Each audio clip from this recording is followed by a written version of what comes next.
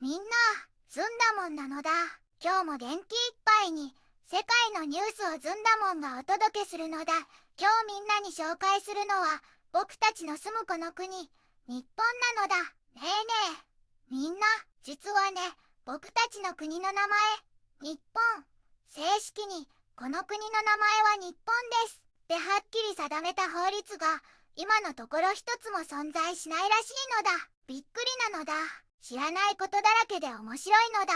今日もとっておきのニュースを全部で5つ厳選してお届けするのだ。中でも特に注目なのが今日のトップニュースなのだ。これが本当にすごいことになっているのだ。みんな耳をかっぽじって聞いてほしいのだ。一つ目のニュースなのだ。日経平均高市氏の予当投資選出で過去最高値を更新という記事なのだ。ねえ、みんなビッグニュースなのだ。月曜日の朝、東京市場で日経平均株価がすごいことになったのだ。なんと初めて4万7000円台を突破して一時4万7187.69 円まで急上昇したのだ。金曜日の終値から1400ポイント以上も上がって 4% 以上も上昇したのだ。これは高市早苗さんが与党の新しいリーダーに選ばれたことを市場が喜んだからなのだ。その一方で日本円はちょっと弱くなっちゃったのだ。月曜日の朝には1ドル147.5円くらいだったのが149.6円まで値下がりしたのだ。高市さんは去年の総裁選で石破茂首相に負けちゃったんだけど、今回は見事に勝利して自由民主党の新しい総裁になったのだ。これで来週の国会で日本の首相になることがほとんど決まったようなものなのだ。すごいのだ。高市さんは安倍晋三元首相の側近で経済安全保障担当大臣も務めたことがあるのだ。彼女は景気を良くするためにお金をたくさん使う拡張的な財政支出とお金を借りやすくする金融緩和を推し進める人として有名で、これが市場の期待を大きく膨らませて今回の株価の大幅な上昇につながったと考えられているのだ。投資家たちは高市さんの政策が日本の経済を元気にしてくれるって期待しているみたいだね。これからも日本の経済から目が離せないのだ。ねえねえ、今日のニュースが面白いなって思ったら高評価とチャンネル登録もぜひぜひお願いするのだ。ずんだもん、とっても嬉しいのだ。さあ、他にも面白いニュースがたくさんなのだ。一緒に見ていくのだ。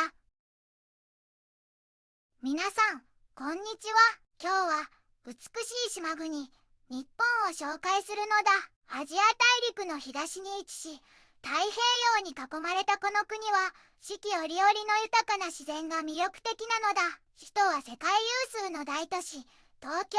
近代的な高層ビルと歴史的な自社仏閣が共存するとても魅力的な街なんだ。人口はおよそ1億2000万人。日本は古くから独自の文化を育んできた長い歴史を持っているのだ。政治体制は天皇陛下を象徴とする立憲君主制を採用しているんだよ。主要産業は自動車や精密機器、エレクトロニクスといった高い技術力が世界中で評価されているのだ。一方でアニメ、漫画、ゲームといったポップカルチャーも世界中に熱狂的なファンがいるんだ。伝統的な和食はユネスコ無形文化遺産にも登録されていて、寿司やラーメン、日本酒など食文化も多種多様で素晴らしいのだ。最近ではインバウンド観光が再び盛り上がりを見せていて、多くの外国人が日本の文化や自然を楽しみに訪れているのだ。またデジタル変革 DX や環境問題への取り組みも現在注目されているトピックなんだ。伝統と革新が融合し常に進化し続ける国、それが日本なのだ。一つ目のニュースなのだ。日経平均高市氏の予当投資選出で過去最高値を更新という記事なのだ。ねえ、みんなビッグニュースなのだ。月曜日の朝、東京市場で日経平均株価がすごいことになったのだ。なんと初めて4万7000円台を突破して一時47,187.69円まで急上昇したのだ。金曜日の終値から1400ポイント以上も上がって 4% 以上も上昇したのだ。これは高市早苗さんが与党の新しいリーダーに選ばれたことを市場が喜んだからなのだ。その一方で日本円はちょっと弱くなっちゃったのだ。月曜日の朝には1ドル147.5円くらいだったのが149.6円まで値下がりしたのだ。高市さんは去年の総裁選で石破茂首相に負けちゃったんだけど、今回は見事に勝利して自由民主党の新しい総裁になったのだ。これで来週の国会で日本の首相になることがほとんど決まったようなものなのだ。すごいのだ。高市さんは安倍晋三元首相の側近で経済安全保障担当大臣も務めたことがあるのだ。彼女は景気を良くするためにお金をたくさん使う拡張的な財政支出とお金を借りやすくする金融緩和を推し進める人として有名で、これが市場の期待を大きく膨らませて今回の株価の大幅な上昇につながったと考えられているのだ。投資家たちは高市さんの政策が日本の経済を元気にしてくれるって期待しているみたいだね。これからも日本の経済から目が離せないのだ。2つ目のニュースなのだ。自民党初の女性総裁、高市氏、一夜の成功には程遠いという記事なのだ。皆さん、こんにちはなのだ。今回は日本の政治のニュースなのだ。自民党で初めての女性総裁が誕生したのだ。その名は高市早苗さんなのだ。これは歴史的な出来事なのだ。でもね、高市さんのこの大きな成功は決して一夜にして成し遂げられたものじゃないって記事には書かれているのだ。9月19日に高市さんが自民党総裁選への3度目の立候補を正式に表明した時のことなのだ。会場ではテリディ・イーサリオさんが1984年にリリースしたオーバーナイトサクセスっていうとっても元気が出るヒット曲がスピーカーから流れたらしいのだ。この歌のサビには一夜の成功、あなたは他のみんなの上に立つ力を持っているって力強い歌詞があるのだ。まるでこれから高市さんが進む道を歌っているみたいで胸が熱くなるのだ。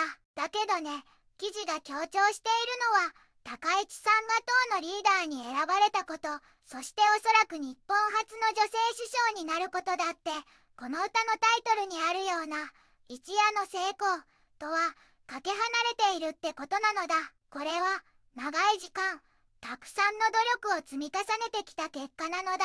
きっと数えきれないほどの困難を乗り越えて諦めずに頑張り続けたからこそ今の高市さんがあるのだ。簡単な道のりではなかったはずなのだ。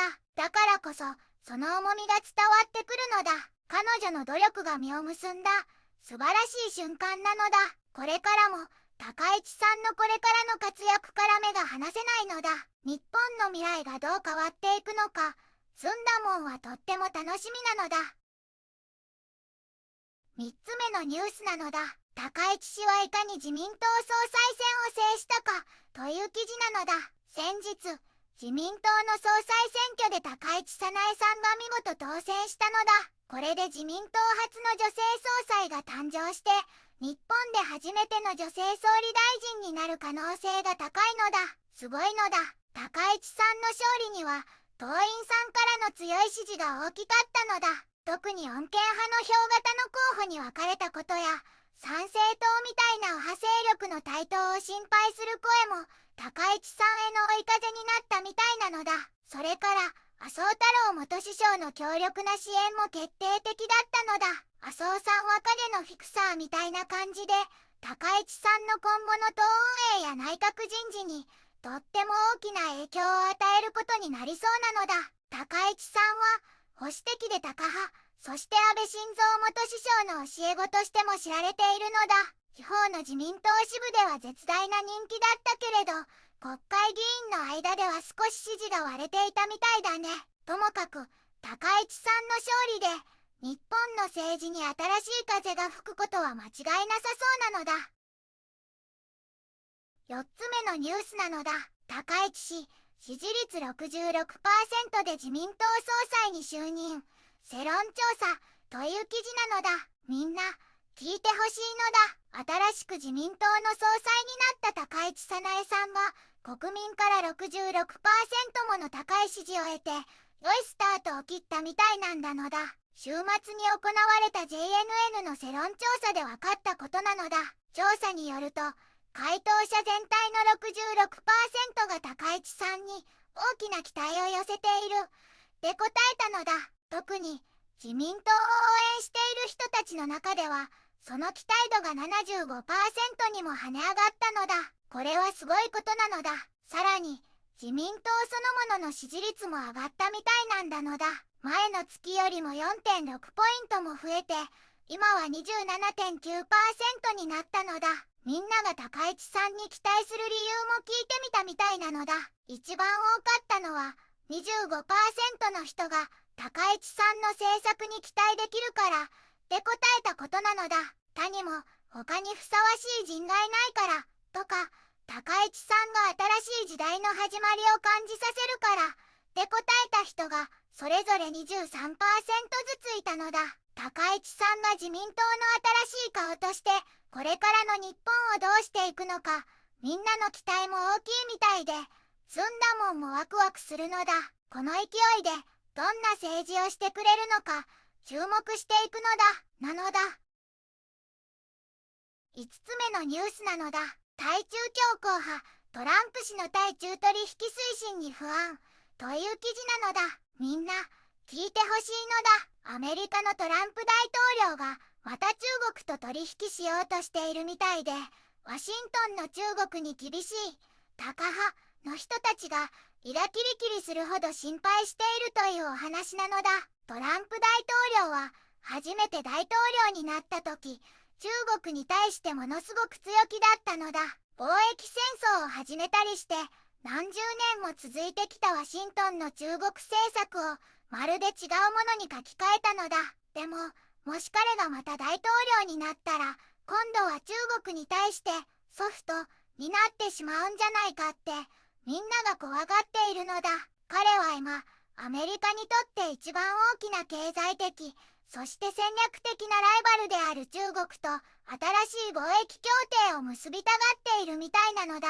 だからもっと中国に厳しくするべきだと考えている人たちは、今の政権の中で自分たちの意見が聞かれなくなってハイテク業界の影響力ばかりが強まっているんじゃないかと心配しているのだ。だってトランプ大統領自身が大きな取引がしたいって前のめりになっているから余計にそう思われちゃうのだ。この心配はさらに大きくなっているのだ。なぜなら数週間以内にはトランプ大統領が中国の習近平国家主席と会談する予定があるからなのだ。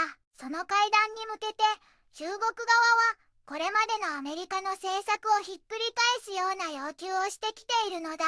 例えば投資に関する規制をもっと緩めて中国への投資を増やしてほしいとか、アメリカがずっと支援してきた台湾への支持を弱めてほしいとか、そういうとんでもない要求なのだ。もしトランプ大統領が中国の要求を飲んでしまったら、アメリカの長年の対中政策が大きく変わってしまう可能性があって、ワシントンのタカ派の人たちはこの状況をすごく心配しているのだ。これからのアメリカと中国の関係がどうなるのか、みんなでずんだ餅を食べながら見守っていくしかないのだ。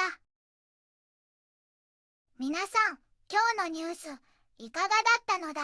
美しい日本が高市新総裁の誕生で政治も経済も大きく動き出しているのが分かったのだ。伝統と革新が融合するこの国でどんな新しい未来が生まれるのか、ずんだもんはとっても楽しみなのだ。これからも一緒に日本の動きに注目していくのだ。